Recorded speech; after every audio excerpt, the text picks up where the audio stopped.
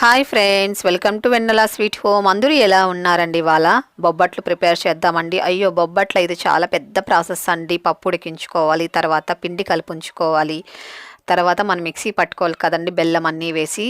పప్పు అంటున్నారు కదా, కానీ ఆ ప్రాబ్లమే లేదండి. జస్ట్ 10 నిమిషాల్లో మనం ఈజీగా ఈ బొబ్బట్లు అనేది ప్రిపేర్ చేసుకోవచ్చు అండి. భక్షాలు కూడా అంటారు కదండి వీటిని. కానీ చాలా సింపుల్ ప్రాసెస్లో, అసలు వంట చేతకాని వాళ్ళు కూడా ఈజీగా ప్రిపేర్ చేసుకోవచ్చు. జస్ట్ మనము ఎప్పుడైనా బొబ్బట్లు తినాలనిపిస్తే 10 నిమిషాల్లో ఈజీగా ప్రిపేర్ చేసుకోవచ్చు అని నేను చెప్పే మెథడ్లో మీరు ఫాలో అయ్యారంటే. కాబట్టి ఎక్కడికైనా స్కిప్ చేయకుండా ఫస్ట్ నుంచి లాస్ట్ వరకు చూడండి. చూడండి ఎంత చక్కగా ఉన్నాయో. సేమ్ మనము బొబ్బట్లు ఎలా చేస్తామో అలాగే ఉన్నాయి కదండి. చాలా అంటే చాలా రుచికరంగా ఉంటాయండి. చాలా మెత్తగా కూడా ఉంటాయి. అసలు పెద్దవాళ్ళు సైతం, పళ్ళు లేని వాళ్ళు ఉంటారు కదండి, వాళ్ళు కూడా తినొచ్చండి. అంత స్మూత్గా ఉంటాయి. ఇప్పుడు మనము పచ్చని పప్పు తీసుకోవాలండి. 1 కప్పుకు తీసుకున్నాను నేను. ఏదైనా సరే మీరు ఇలా కొలత ప్రకారమే తీసుకోవాలండి. పప్పు దేంతో తీసుకుంటారో మిగతా అన్నీ కూడా దాంతో తీసుకోవాలి. ఒక 3 గంటల సేపు ముందు నానబెట్టి ఉంచుకోవాలండి. నేను ముందే కడిగి శుభ్రంగా ఇందులో వాటర్ పోసుకొని 3 గంటల సేపు నానబెట్టి ఉంచుకున్నానండి. ఒకవేళ మీరు త్వరగా చేసుకోవాలంటే కూడా 1 గంట ముందు నానబెట్టుకోవచ్చండి. అది కూడా వేడి నీళ్ళు పోసుకొని నానబెట్టి ఉంచుకోవాలి. ఇప్పుడు నీళ్ళంతా ఉప్పేసుకొని ఒక మిక్సీ జార్లోకి వేసుకొని పప్పు, ఇందులో 2 కప్పులు బెల్లం వేసుకోవాలి. మీకు స్వీట్ తక్కువ కావాలంటే 1.5 కప్పు వేసుకోవచ్చు అండి. స్వీట్ ఎక్కువ కావాలంటే 2 కప్పులు వేసుకోవచ్చు. అలాగే ఇందులో ఒక 6 ఇలాచి ఇలా పొట్టు తీసేసి గింజలు వేసుకోవాలండి. ఇలాచి ఎక్కువ వేసుకున్నారంటే చాలా మంచి ఫ్లేవర్ ఉంటుంది. అలాగే ఇందులో 1 కప్పు వాటర్ పోసుకోవాలండి. 1 కప్పు పప్పు, అలాగే 2 కప్పులు బెల్లము, 1 కప్పు వాటర్ వేసుకొని దీన్ని మిక్సీ పట్టుకోవాలి. బాగా మెత్తగా మిక్సీ పట్టుకోవాలండి. చూడండి ఇలా మెత్తగా ఉండాలి. ఇది ఒక బౌల్లో తీసేసుకుందాము. ఇందులో 1/4 టీ స్పూన్ పసుపు వేసుకోవాలి. అలాగే 1 చిటికెడు సాల్ట్ వేసుకోవాలండి. ఎక్కువ వద్దండి, 1 చిటికెడు అయితే చాలు. స్వీట్ చేసినప్పుడు ఇలా సాల్ట్ వేస్తే చాలా బాగుంటుందండి. ఇందులో 1.5 కప్పు గోధుమ పిండి జల్లించి తీసుకోవాలి.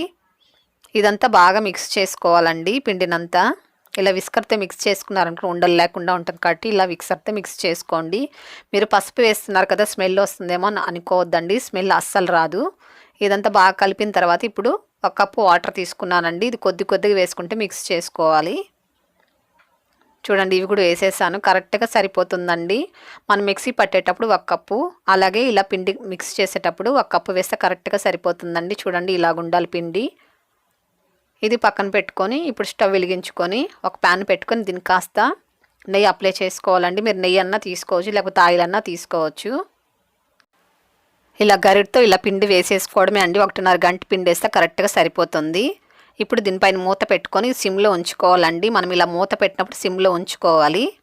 చూడండి 1 నిమిషం పాటు అలా ఉంచుకుంటే చాలండి. తర్వాత దీనిపైన కాస్త నెయ్యి అయినా ఆయిల్ అయినా అప్లై చేసుకోవాలి. ఇలా వేసుకున్న తర్వాత ఇప్పుడు నెమ్మదిగా ఇలా తిప్పుకోవాలండి. ఇప్పుడు మళ్ళీ కాస్త పైన నెయ్యి వేసుకొని ఇప్పుడు మరొకసారి మూత పెట్టుకొని 1 నిమిషం పాటు ఇది సిమ్లో ఉంచుకోవాలండి. బాగా లో ఫ్లేమ్లో పెట్టుకోవాలి. మూత పెట్టినప్పుడు చూడండి చక్కగా పొంగుతూ వస్తుంది అప్పుడే సైడ్లో అంతా. ఇప్పుడు మీడియం ఫ్లేమ్లో ఉంచుకోవాలండి. మనం మూత పెట్టినప్పుడు మటుకు సిమ్లో ఉంచుకోవాలి. తర్వాత మనం మీడియం ఫ్లేమ్లో ఉంచుకొని దీన్ని ఫ్రై చేసుకోవాలండి. మీడియం ఫ్లేమ్లో కాసేపు, అలాగే హై ఫ్లేమ్లో కాసేపు పెట్టుకొని ఫ్రై చేసుకున్నారనుకోండి చక్కగా పొంగుతూ వస్తుందండి. మనకు బొబ్బట్లు ఎలా పొంగుతూ వస్తాయో అలాగొస్తాయి. చాలా స్మూత్గా ఉంటాయండి. చాలామందికి బొబ్బట్లు తినాలని చాలా ఇష్టం కదండి, నేతి బొబ్బట్లు తినాలంటే. కానీ వాళ్ళకి చేయడం అస్సలు రాదు కదా. అలాంటి వాళ్ళు కూడా ఈజీగా చేసుకోవచ్చండి ఈ వీడియో చూసిన తర్వాత. కాబట్టి మీ ఫ్రెండ్స్ ఎవరైనా ఉంటే తప్పకుండా ఈ వీడియోని షేర్ చేయండి మీరు చూసిన తర్వాత. చూడండి ఎంత చక్కగా పొంగుతూ వస్తుందో. చాలా చక్కగా పొంగుతూ వస్తుందండి. చూడండి ఎంత చక్కగా పొంగుతుందో. ఇలా పొంగడం వల్ల చాలా స్మూత్గా వస్తుందండి. మనము బొబ్బట్టు తిప్పేటప్పుడు ఆయిల్ అనేది కంపల్సరీ అప్లై చేయాలండి. ఫుల్గా ఆయిల్ కానీ మీరు నెయ్యి కానీ తీసుకున్నప్పుడు బాగా అప్లై చేయాలండి. పైనంతా బాగా రాసిన తర్వాతనే మీరు తిప్పుకుంటూ ఉండాలి. అప్పుడు డ్రై అవ్వకుండా వస్తుందండి. చూడండి ఎంత చక్కగా స్మూత్గా కలర్ఫుల్గా ఉందో. దీన్ని తీసేసుకొని పక్కన పెట్టుకుందామండి. ఇప్పుడు మరొకటి కూడా వేసి చూపిస్తా చూడండి.